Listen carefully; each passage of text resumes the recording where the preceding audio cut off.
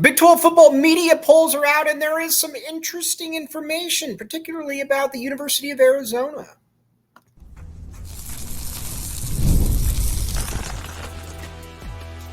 You are Locked On Wildcats, your daily podcast on the Arizona Wildcats. Part of the Locked On Podcast Network, your team every day. Thanks for keeping it Locked On Wildcats. I'm your host, Mike Luke. All right, this show is brought to you by Gametime. Check it out, Gametime. All right, now the polls are out for the Big 12 Media Day, and we have some thoughts. Now, Arizona checks in at 5. I am going to make the case that Arizona should be number 1, but some of the schools that are ahead of them, Kansas, Kansas State, Utah, Oklahoma State, those are all solid football teams.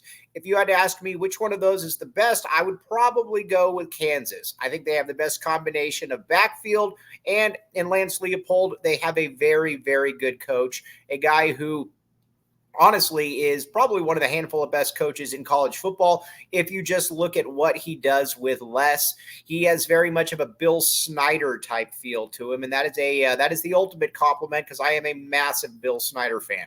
But watching him though, you know that he's going to be well prepped and they have talent. Kansas State is very, very similar. But with Kansas State, you also have some questions about the quarterback. Now, I like Avery Johnson a lot. I am a believer. I think he's going to be really good. But there's also a guy that started like one game and completed, 55% of his passes. So, again, it's still a leap of faith, I think, to put them above Arizona. Utah, obviously, is Utah. Utah is super, super solid with Kyle Whittingham.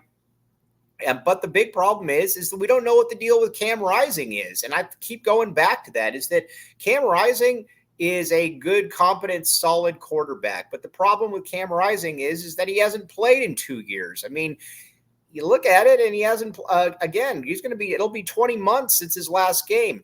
And you kind of wonder, with guys like that, is this like a Mackenzie Melton situation where you're like, all right, well, I don't know. Is he ever going to be play again, or will he ever be that guy? And I think it's impossible to say. And Utah is very, very reliant on him. If you watched any Utah games last year, including when Arizona won, you know that, man, there wasn't a lot there at that quarterback position outside of him. Now, I know that you're going to say that you got Heward and whatnot, so I get that. But overall, Cam Rising is huge to what they want to do. And if you don't have Cam Rising, then I think that you could have a real problem.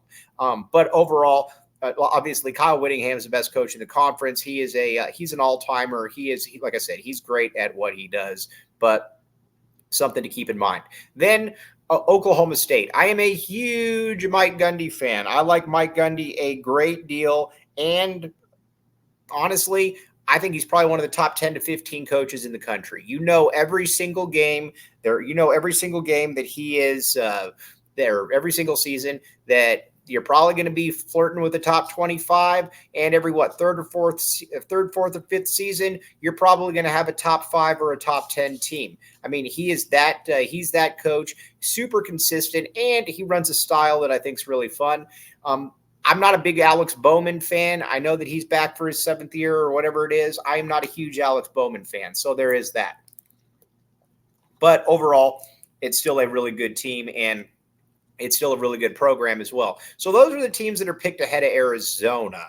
Now, there are some other teams that I think are kind of wild cards. Iowa State's a very interesting one. Matt Campbell's done a nice job. You got a really good young quarterback there as well.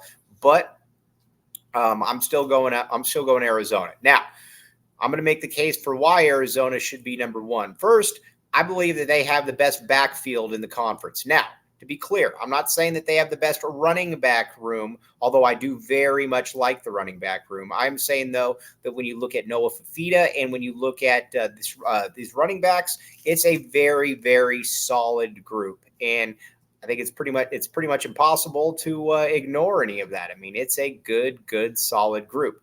But I think the other thing that you got to be able to keep in mind, though, is what also is there as far as the quarterback goes. And that's where I think Arizona has a real trump card. Noah Fafita is the man. Noah Fafita was a freshman All-American this past year, and he's the best quarterback in the country as far as freshmen go. And I think you could make a case that he was one of the top 10 quarterbacks in the nation. I look for him to come back, and I think that he is going to be a monster this season. The way that he can wing the ball around the field, and also the way that he has just his teammates believing in him. There's so much of football that goes into people believing in you, and if they believe in you, then it's easier to be able to make some plays. And everybody believes in Noah Fifita. I always go back to a quote that a wide receiver's dad on the team said, where he says, if my son gets open, I'm not worried because Noah's going to get him the ball. And that is just such a nice little, feather in your cap to know that if you do get open, you are going to get the football, and that is what Noah Fifita will do. It also helps too that he has some big time wide receivers with him. I mean, you got T-Mac. We all know what T-Mac can do. T-Mac is an absolute stud. T-Mac is one of the best. In my opinion, he's the best wide receiver in the entire country. You watch him, 6'4", the way that he can move, the way that he can catch. I mean, his hands, the quote unquote catch radius is fantastic for him. And again, but he's also kind of tethered with Noah Fifita. And watching them, you can tell that they've been together for a long time, and you can tell that they have a very, very good camaraderie, a very good chemistry with each other. And that is something that I think is very, very difficult to look past and not have a really good idea as to why you have a quarterback like that. But again, I'm going with Noah Fifita, and I'm going with that backfield. And the other thing too, Noah Fifita, the dude's just a winner. Like we saw it so many times last year. If he didn't have a good game, that didn't mean that he wasn't going to be able to lead you down the field and be able to score and ice that game away. He was able to do that multiple times last year. Think about the Colorado game. Not one of his better games for sure, but at the end he was able to settle down and he was able to make plays. How about with the against the University of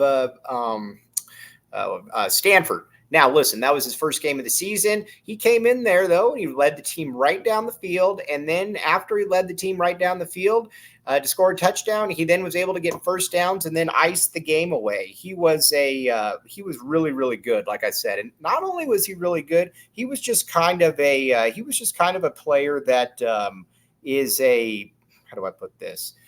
He is he's just a guy that you can just tell players like being around him. He's got a very strong leadership quality to him. And besides the leadership quality, he's just good. There's nothing wrong with taking a short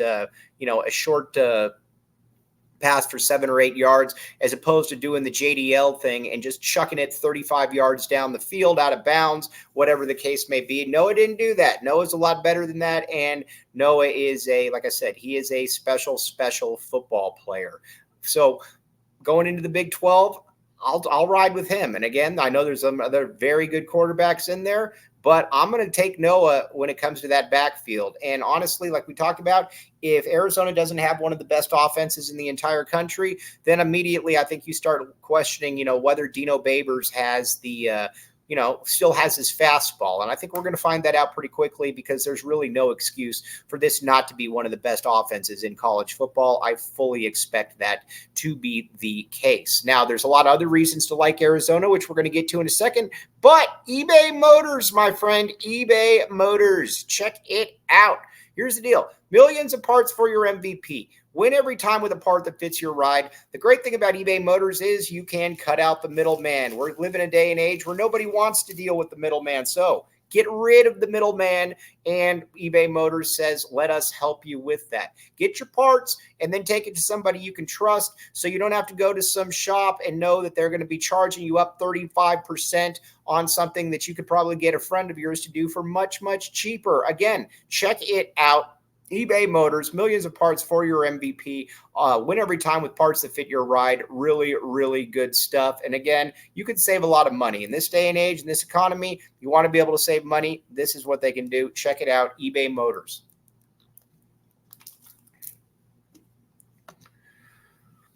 Thanks for keeping it locked on Wildcats and making this your first listen of the day. I am your host, Mike Luke. All right, now, the rest of the reason that I just don't think that there's a ton of holes on this team. Now, again, there are, because it's not the best team in the country, obviously.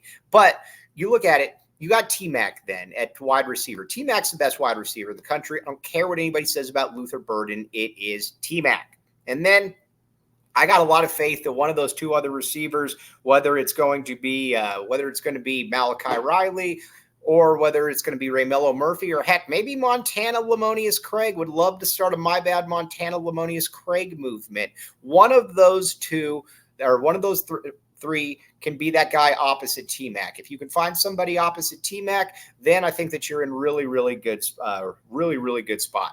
But I like the wide receivers. I think there's more than enough talent at those wide receiver positions. And not only do I think there's more than enough talent at those wide receiver positions, I think your offensive line is going to be able to hold him up.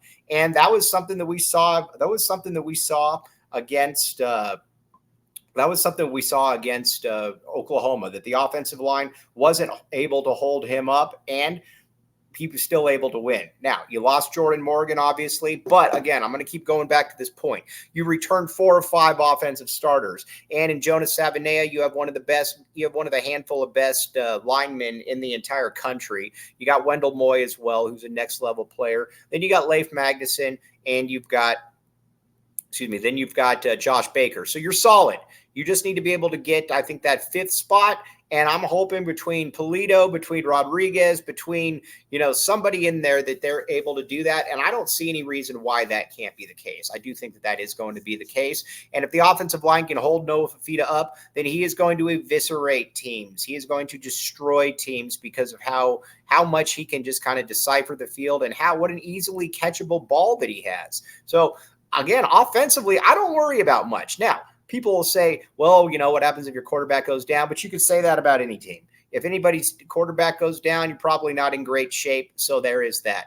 Now, moving over to the defensive side, listen, the defense is definitely not going to be the offense, where it's going to be should be one of the best units in the country. But I do not understand why it can't be at least middle of the pack in the Big 12. And if it's middle of the pack, then Arizona's going to be in really good shape.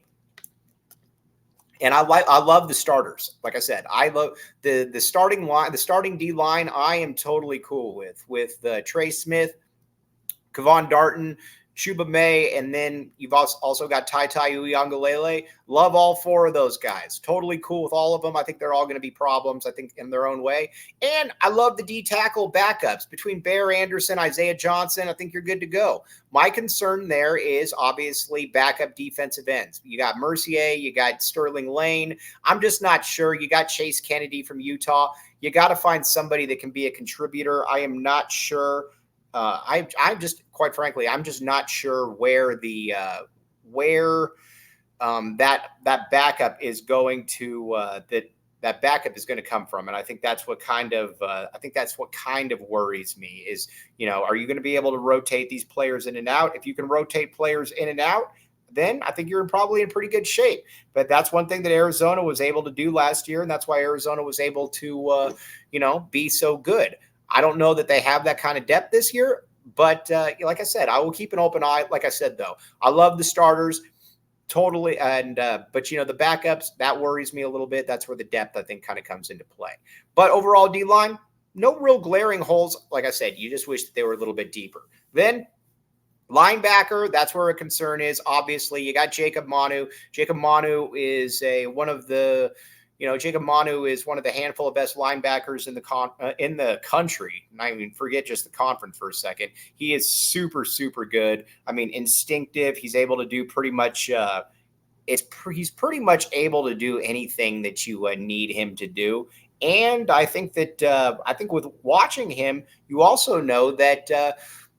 He can make plays up at the line of scrimmage, and that helps you from a pass rusher perspective, knowing that you've got somebody that can make plays up there at the line of scrimmage. And he was able to get in the backfield. I mean, 6 sacks last year, that kind of speaks for itself. I imagine with Dwayne Aquina coaching I don't see that really going anywhere. So again, something very nice to keep an eye on when it comes to that. Now, But that other linebacker spot, that's a real question. There's nobody on this roster that I look at and I'm like, all right, that's the guy. I'd love to be wrong. I just don't know that there is. I just don't know that there is that guy, and that obviously concerns me a little bit. Actually, concerns me quite a bit.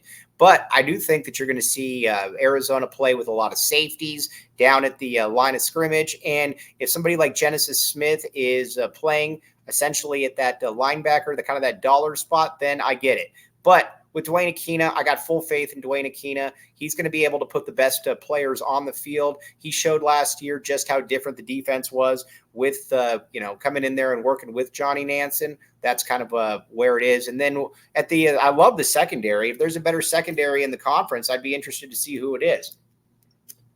And the thing you got to love about the secondary is that, listen, you got 3 safeties that you know for a fact can play and are big-time players. With Dalton Johnson, Gunnar Maldonado, and Genesis Smith, all those guys are good. That also gives you a little bit of flexibility as well. If you got to play down near the line of scrimmage, I can put Genesis Smith down there, or I can put an Owen Goss who just came there and probably be able to make some plays. Yeah, that's probably not ideal, but again, in the dollar package, you're going to have safeties playing near the line of scrimmage, but that also gets your best players onto the football field. So there is that. And obviously with Tacario Davis, he's a total stud at that other cornerback spot. All-American, and not only an All-American type first-round pick. I mean, if he could catch the ball, like I said, he would have had 7-8 interceptions last year. He's good. There's a reason that NFL scouts are so high on him, and it's because he is really, really good. Trading Stukes in the nickel is fantastic. I just think the thing with the defense is who's going to be that other corner? Who's going to be that boundary corner? And that's a question, and that's one that we don't really have an answer to yet. Is it Marquise Killebrew? Is it Demetrius Freeney? I don't know who that is, but I do know that, with that secondary that there's a lot of talent to work with. So, breaking everything down, this is a team without a ton of glaring holes, and not only a ton of glaring holes, it is also a team that needs some depth, but I don't see why they can't compete for a Big 12 championship. Because again, I look at the teams in front of them, and I'll take my chances. And again, that's with all due respect to those teams, but I'll 1,000% take my chances with Arizona against any of those teams, because I think that they are the best combination of, quarterback and you've obviously, and just talent across the board. Now, if you want to say, well, what about Brent Brennan? You don't exactly know. Here's kind of where my take is on Brent Brennan, that I have a hard time seeing Brent Brennan fall on his face. Now, could he be just kind of dull, like a 7-win type per game coach? Yes, could easily be that, man. But I don't really see him being the coach that just sucks, that you're like, this guy just isn't any good. You got to get him out of here. I don't see him being a someone type or a failure where it's like, man, this guy has no clue what he's doing. I don't see that being the case at all. So we will, like I said, we'll see how this one all plays out. But I am not as concerned with the coaching, especially too with the type of talent that this team has, because again, this is a team that is pretty much loaded across the board. So, there's a lot to really like about this squad, and I don't necessarily have the questions about coaching that some other people might. Now, we're going to talk about Arizona's rival here and mock them in a second, but first, game time. Check it out. Now, you might want to go to an Arizona basketball game. You might want to go to an Arizona football game, and you're saying to yourself, man, I just wish that I knew where I had tickets. And Game Time says, here, come here. Download the Gametime app today. Use code LOCKEDONCollege for $20 off your first purchase. Terms apply. Again, here's the deal. This is a great, great deal for you. And the great thing about it, too, is that when you're dealing with situations like this, you also know that your money is good, and you can get concerts, you can get sporting events, you name it, they pretty much got it. They know what they are doing at Gametime. So again, download the Gametime app today. Use code LOCKEDONCollege for $20 off your first purchase. Terms apply. Another one where you will thank me later. Thanks for keeping it locked on Wildcats and making this your first listen of the day. I am your host, Mike Luke. All right, now, Let's talk ASU. ASU was picked dead last in the polls because ASU will not be good. Listen, I like Kenny Dillingham. I think he's a good dude, but he's not working with much talent over there. Now, you say, well, Sam Levitt, could he be good? Who knows? I mean, he could be good, but I don't know. But there's also not a ton. I mean, you obviously lost Elijah Badger, so that's a massive, massive loss. You don't have a ton at the although I do like Jordan Tyson, but you don't have a ton at the wide receiver spot. And running back, I think running back's all right. I like Cam Scattaboo, but overall, I look at it and I just don't see any players that I'm like, all right, that's an all-conference player. And I think it's difficult in this day and age to be able to win games when you know that when you don't have all conference players. Now, you could have solid players, but I think it's very difficult if you don't have all conference players. And that's where I think that Arizona kind of comes into Arizona State kind of comes into a little bit of a run. So, and defensively, I have no clue what to expect. Defensively, I think that it's just a squad that, you're trying to get talent, you're trying to build in pieces, but there's just not. I mean, this is a team that was absolutely savaged by the end of the Herm Edwards era and, all the players that left.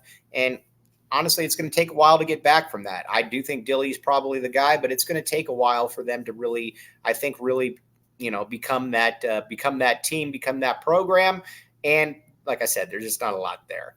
But I would have probably picked, I picked them last, and I think that, maybe they get to 14, maybe they get to 14th place, something like that. I don't know, but I think it's going to be a pretty rough year for ASU. Plus, it's actually not necessarily the easiest schedule in the world, so that's something too that you want to keep in mind. But overall, pretty good stuff, and I think that this is going to be a team